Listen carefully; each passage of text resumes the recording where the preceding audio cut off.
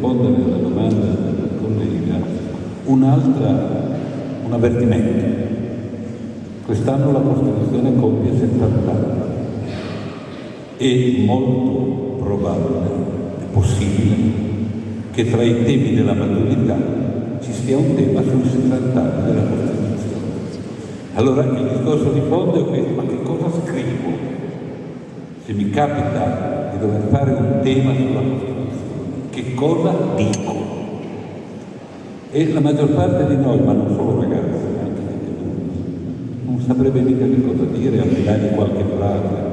Perché vedete, uno dei problemi, io credo, più seri del nostro Paese è che noi non conosciamo la nostra Costituzione.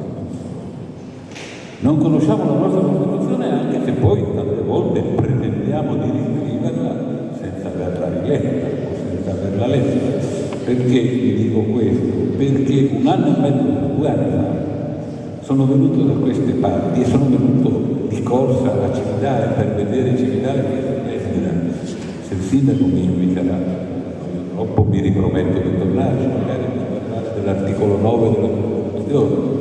Sono rimasto affascinato e entusiasta, poi sono dovuto scappare. Ero qui per un dibattito con l'allora Presidente della Regione sul tema del referendum. Voi sapete che 2 anni fa si è discusso se cambiare o se non cambiare e come cambiare la Costituzione. Sì, no, sì, no. Ha vinto il no. Ci torneremo. Ma io ricordo quella sera nel dibattito con la Presidente della Regione, che era per il sì, mentre io ero per il no, una discussione abbastanza animata che proverò a riassumere per quello che può servire per il tema.